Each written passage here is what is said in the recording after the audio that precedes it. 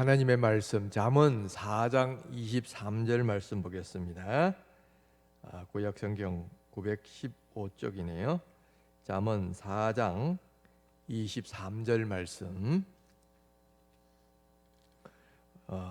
우리 자막에 나오는 걸 보면서 우리 한 목소리로 같이 한번 읽어볼까요? 모든 지킬 만한 것 중에 더욱 내 마음을 지키라. 생명의 근원이 이에서 남이니라. 할렐루야. 우리 성도님들을 뵙지 못한 지도 벌써 한 달이 다 됐어요. 우리 성도님 참 보고 싶습니다. 그런데 그동안에 이 계절이 바뀌어가지고 지금 벌써 밖에는 보니까 꽃들이 많이 피고 있어요. 우리 교회 앞에 있는 이 어린이 공원에도 목련과 또 벚꽃이 피고 있고요. 저기 안양천이나 이 여의도에 가도 이제 벚꽃들이 조금씩 많이 피어가고 있는 것을 볼 수가 있습니다. 어느덧 이렇게 코로나 바이러스가 전 세계를 두려움에 떨게 만들고 있는 가운데서도 봄은 오고요, 또 꽃은 피고 있는 것을 봅니다. 이것을 보면서 언젠가 이 코로나 바이러스도 다 끝날 때가 오리라고 생각을 합니다. 우리 이럴 때일수록 그 유명한 말씀 있지요. 그걸 다시 한번 명심하시면 좋겠어요. 이것도 또한 지나가리라. 한번 따라해 볼까요? 이것도 또한 지나가리라. 과거에 많은 어려운 시기가 있었지만 그것도 다 지나갔지 않습니까? 이것도 언젠가는 지나갈 때가 올 것입니다. 바로 이런 것을 소망 가운데 바라보십시다. 우리의 마음을 어디에 보느냐에 따라서 우리의 마음 상태도 달라질 뿐만 아니라 세상은 전혀 다르게 보일 것입니다. 우리가 지난 몇 주 동안에 우리 안에 있는 심령의 힘, 정신의 힘이 얼마나 큰 것인가라는 것을 몇 주 동안에 살펴보았어요. 한번 정리해 볼까요? 자, 먼저 심령의 힘은 첫 번째로 병마를 이기게 해준다 그랬어요.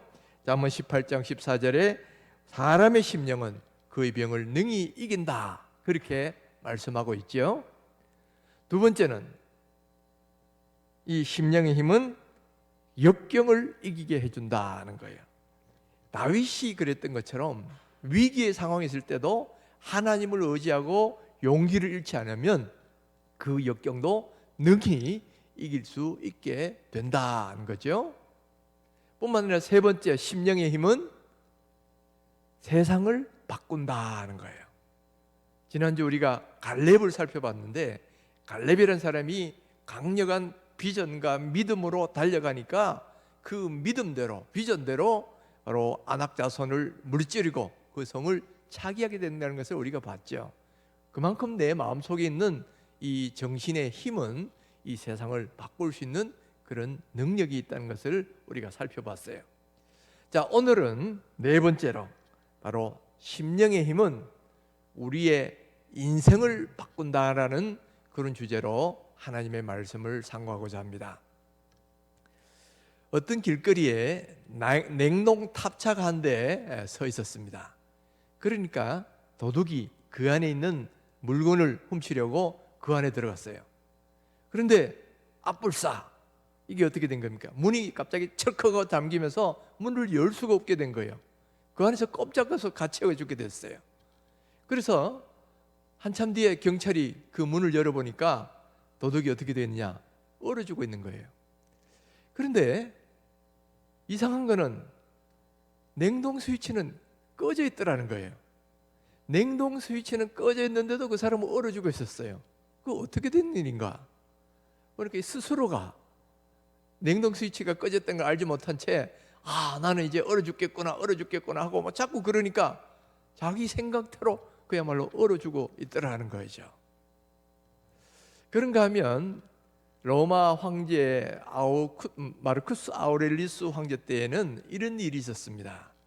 이 로마군이 전 유럽 대륙을 정복하는데 이상하게도 북쪽에 있는 게르만족에 대해서는 자꾸만 연전연패를 거듭하는 겁니다.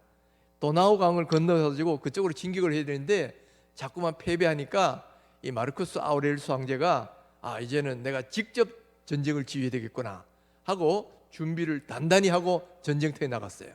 그래서 최정예인 친위 부대를 이끌고 또 그리고 더 높은 사기도 살려놓고 또 그리고 풍부한 병참 물자도 준비해가지고 떠났어요. 그리고 또 하나 비장의 무기를 하나 준비해 갔는데 그게 뭐냐면은 아프리카에서 잡아온 사자들이에요. 사자들을 잡아가지고 이제 저 게르만족과 싸우러 나간 겁니다. 그래서 전투가 시작됐을 때 며칠을 굶겨놓은 이 사자떼를 이 게르만족을 향해서 풀어놓은 거죠. 그러니까 사자들이 막 그냥 먹이를 찾아서 아주 미친 듯이 게르만족을 향해서 달려가는 겁니다. 그래서 이제 로마군은 이제 잠시 뒤면 게르만족의 비명소리가 터져나겠구나 이렇게 기다리고 있는데 나중에 보니까 어떻게 되냐, 도륙당한 것은 게르만족이 도륙당한 것이 아니고 오히려 사자들이 다 떼죽음을 당하더라는 거예요. 이게 어떻게 된 건가 보니까 처음에 이 사자떼들이 막 달려오니까 게르만족들이 처음 보는 동물이거든요. 저게 뭐냐 놀라가지고 두려워가지고 막 떨떨하게 있는데 그때 로마 장군, 그 게르만족의 장군 하나가 그 사자들을 가리키면서 저것은 로마의 개다 하고 소리친 거예요. 로마의 개다 하는 소리를 듣는 순간에 이 게르만족들에게서 두려움이 싹 사라진 겁니다. 개는 늘 일상적으로 옆에서 봐온 거잖아요. 그러니까 로마의 개라 생각하는 순간 더 이상 이건 사자가 아니고 그들이 날카로운 발톱이나 이빨은 전혀 두려움의 대상이 아닌 거예요. 오히려 사자들이 달려오니까 사자를 개패듯이 막 개를 잡듯이 막 때려잡은 거예요. 그러니까 이 로마의 친위 부대가 또다시 전쟁에 패배를 하게 되었어요. 이 사건을 경험한 뒤에 이 철학자이기도 했던 마르쿠스 아우렐리우스 황제가 많은 것을 깨달았습니다. 사람이 어떻게 생각하느냐에 따라서 행동이 이렇게도 달라질 수 있구나. 사람이 생각하는 여지에 따라서 그의 운명도 달라질 수 있구나. 이 귀한 사실을 하나 깨달았어요. 그래서 나중에 이런 말을 했다고 합니다. 바로 사람의 생각이 우리의 인생을 만든다. 우리의 생각이 우리의 인생을 만들고 우리의 운명을 만든다는 거죠. 그렇습니다. 우리가 어떻게 마음가짐을 갖고 어떻게 생각하느냐에 따라서 똑같은 환경에서도 우리의 운명과 인생은 전혀 달라질 수가 있더라는 거예요. 만일에 게르만족이 그것은 무서운 사자라 생각하고 두려워했더라면 어떻게 되었을까요? 그러면 전쟁의 승패도 달라졌을 뿐만 아니라 우리 인간의 역사가 달라졌겠죠. 그리고 만약에 그 냉동탑차에 갇힌 도둑이 냉동장치가 꺼져 있다는 것을 알았더라면 그게 어떻게 됐을까요? 그는 결코 얼어 죽지 않았을 거예요. 스스로 두려워하니까 그 생각이 그의 생명을 좌우하게 됐다는 거예요. 그러니까 생각이 한쪽에서는 생명을 빼앗아갔고 다른 한쪽에는 그 전쟁의 승패를 뒤바꾸는 그런 놀라운 일들을 이루어갔지요. 그래서 오늘 성경 말씀은 이렇게 말합니다. 모든 지킬 만한 것들 중에 더욱 내 마음을 지키라. 생명의 근원이 이에서 남이더라. 자, 이 말씀은 어떻게 보면 우리 심령의 힘 설교 시리즈의 어떻게 총 주제와 같은 그런 말씀이라고 할 수 있어요. 자, 우리의 생각 속에서 생명의 근원이 나온다는 거예요. 똑같은 상황에도 우리의 마음가짐과 생각을 어떻게 하느냐에 따라서 전혀 다른 인생이 펼쳐지기도 하고 운명이 펼쳐지기도 하고 다른 역사가 펼쳐지기도 한다는 거예요. 그러니까 여러분, 우리가 행복하기를 원한다면, 우리 인생을 아주 성공적인 그런 삶을 살기를 원한다면, 여러분 무엇보다도 우리의 생각을 잘 컨트롤할 수 있어야 돼요. 객관적 여건이 바뀌어야 우리는 행복해진다고 생각하지만은 사실은 그보다도 더 중요한 것은 우리의 마음가짐과 생각의 방식을 바꿔야 우리가 행복해질 수 있다는 거예요. 그럼 어떻게 바꿔야 되느냐? 바로 긍정적으로 또 소망을 가지고 그렇게 바라보셔야 된다는 거예요. 고린도후서 1장 20절에 하나님의 약속은 얼마든지 그리스도 안에서 예가 되니 그런즉 그로 말미암아 우리가 아멘하여 하나님께 영광을 돌리게 하느니라 됐느니라 이렇게 말씀합니다. 여기서 예라는 말, 아멘이라는 단어는 바로 긍정을 표현하는 전형적인 그런 단어들이에요.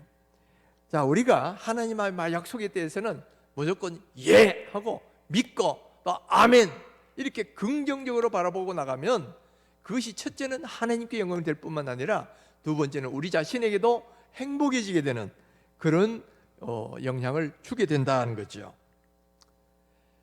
여러분, 우리나라의 GDP가 세계에서 몇이나 되는지 아십니까? 우리나라의 GDP 순서가 2018년도를 기준으로 하면 세계에서 12위가 되었다 그래요. 이 우리 앞에 11위가 러시아인데 아슬아슬하게 약간의 차이로 우리가 12위가 됐어요. 또 몇 년 전에 우리가 러시아를 제치고 11위가 된 적도 있죠. 그래서 이게 하기 따라 왔다 갔다 하는데 이것만 해도 사실 대단한 거예요. 그런데 1인당 국민 소득으로 따지면, 구매력을 기준한 1인당 국민 소득으로 따지면 우리나라가 4만 불이 넘어가는 33위 정도가 된다고 합니다. 그런데 여러분, 우리나라의 행복지수는 얼마인지 아십니까? 우리나라의 행복지수.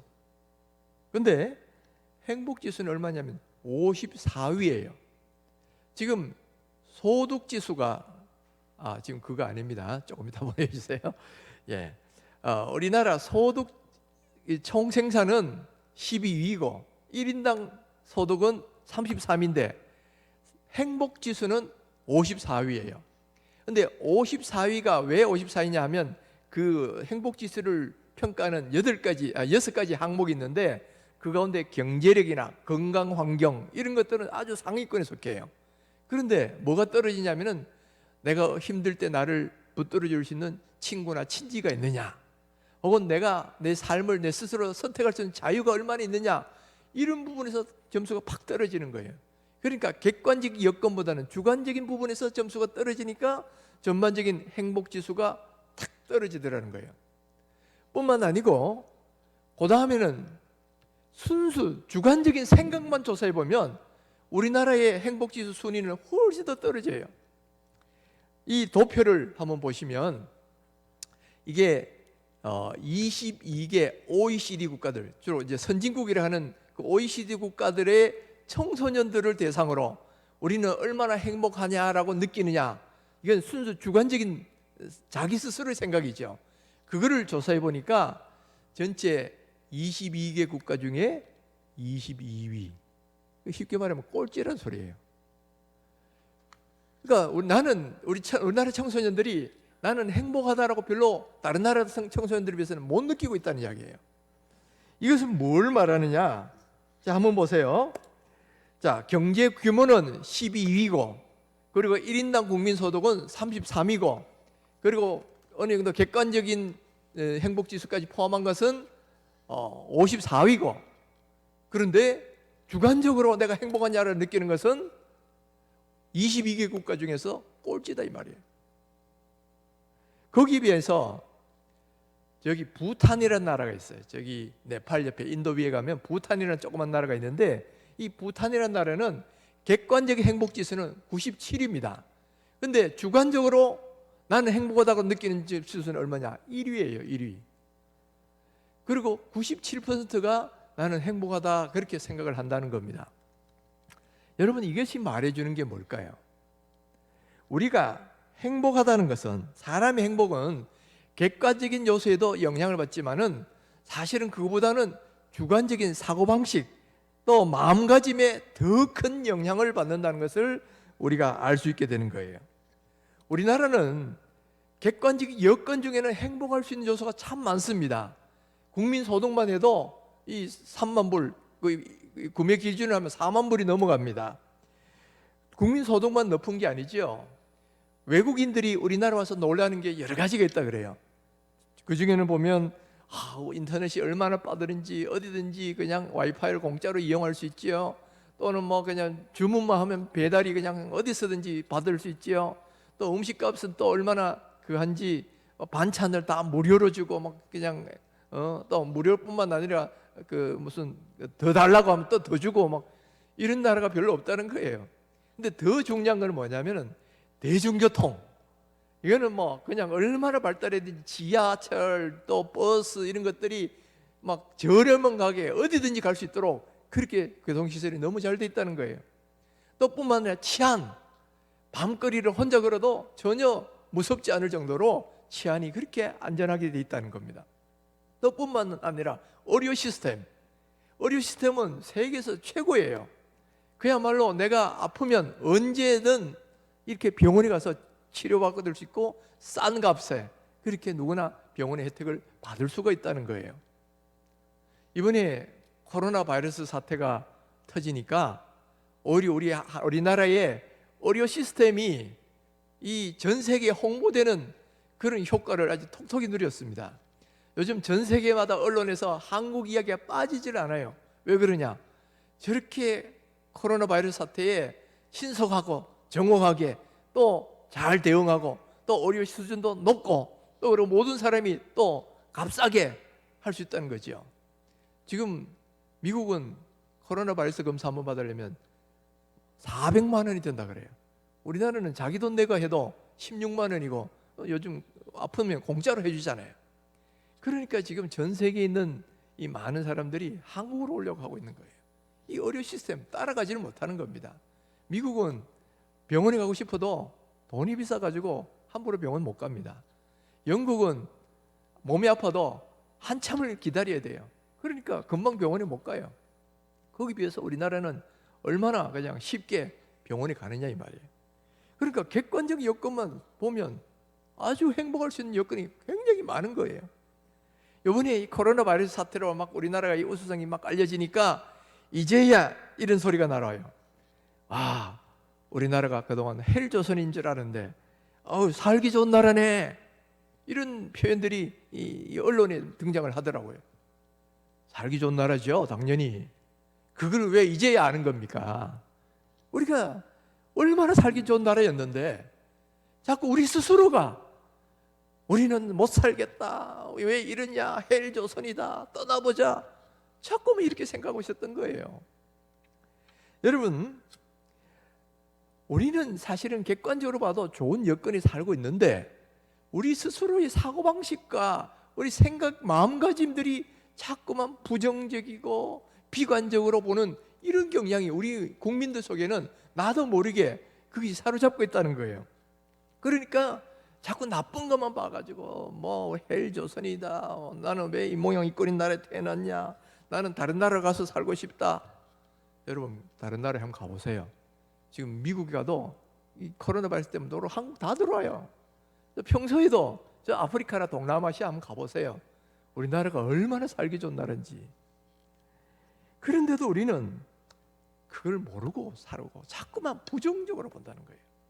그러니까 모든 공동체에는 좋은 점도 있고 나쁜 점도 다 있게 돼요.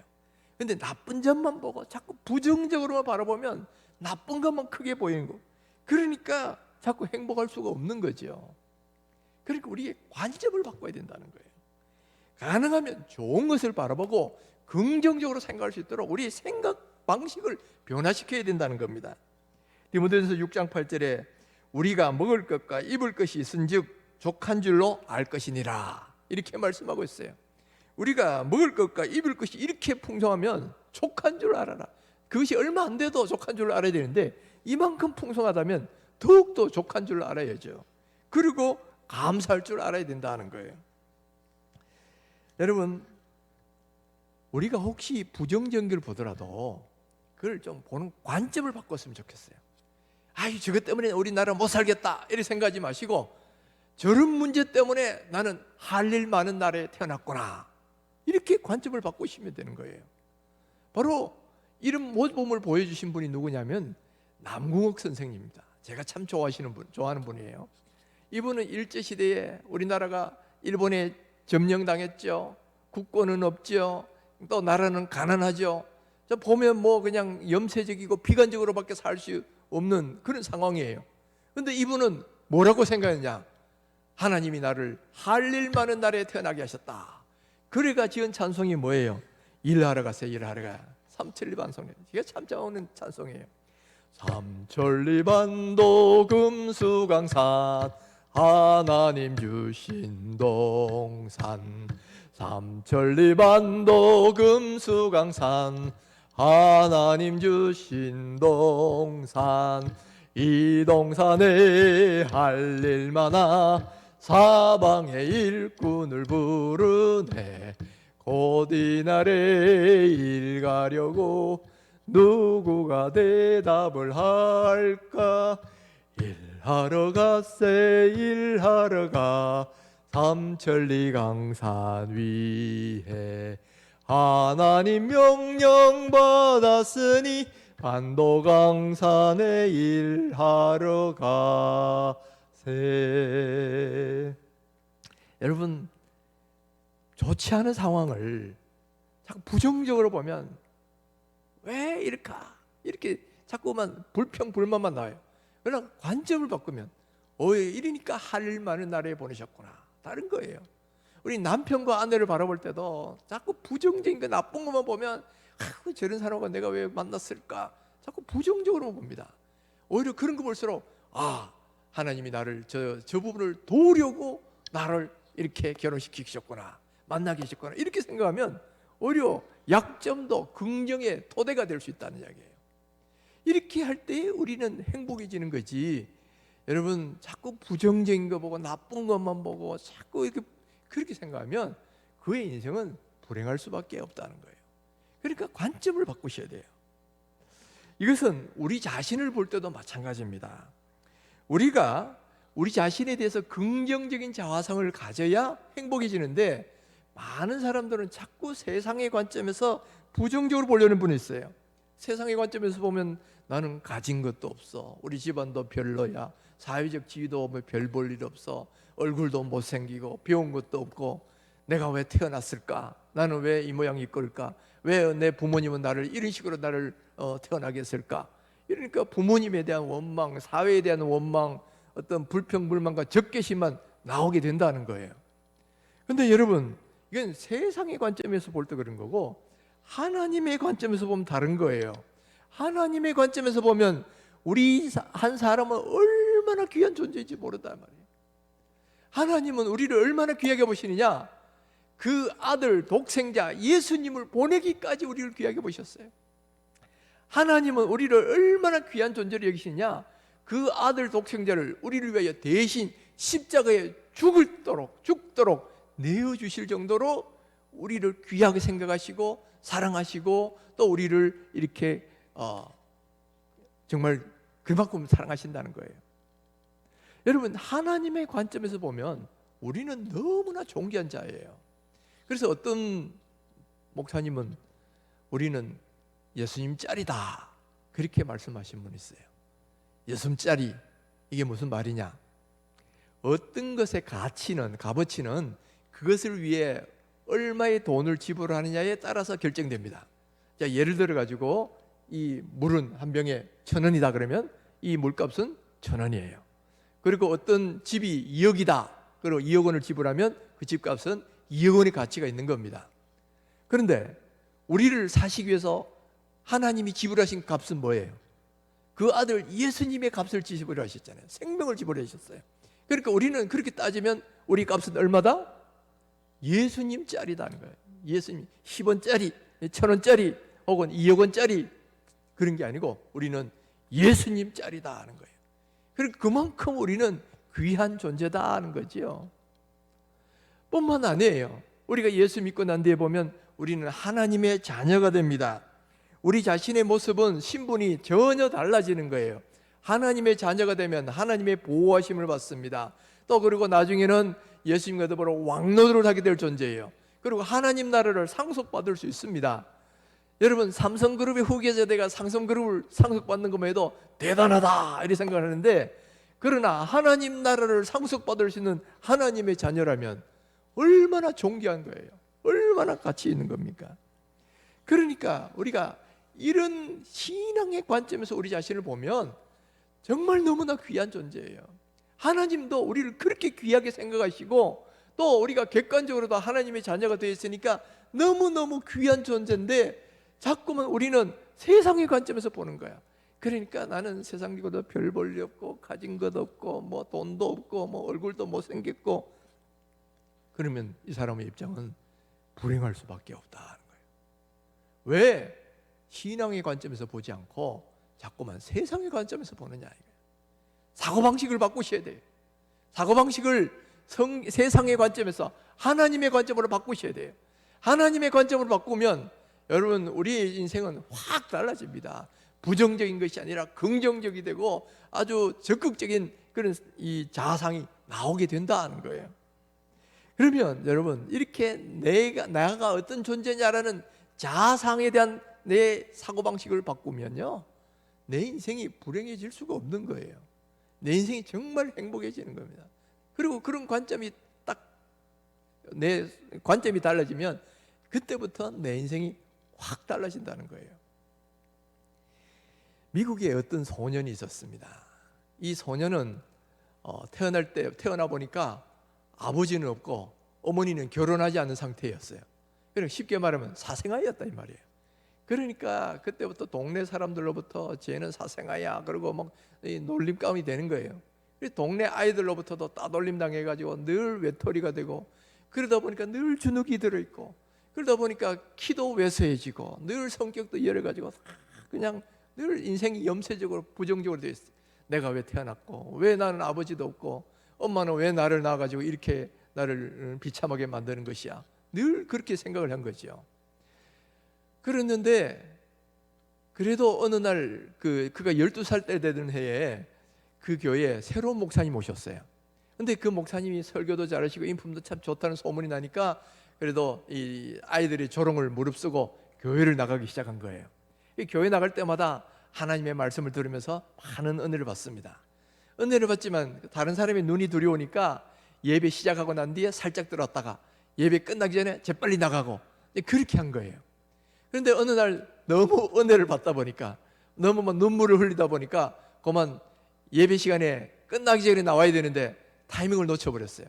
할 수 없이 예배가 끝나고 나오는데 목사님이 그의 어디를 뚝뚝 떨어뜨리면, 얘야 내 이름은 뭐니? 그리고 누구 아들인지 또 궁금하잖아. 너 아버지는 누구시니? 그러니까 제일 가슴 아픈 그 부분이 찔린 거 아니에요.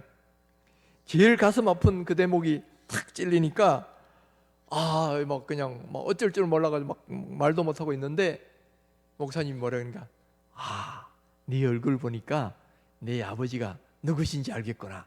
너는 내 아버지를 정말 많이 닮았네. 너는 하나님의 아들이야.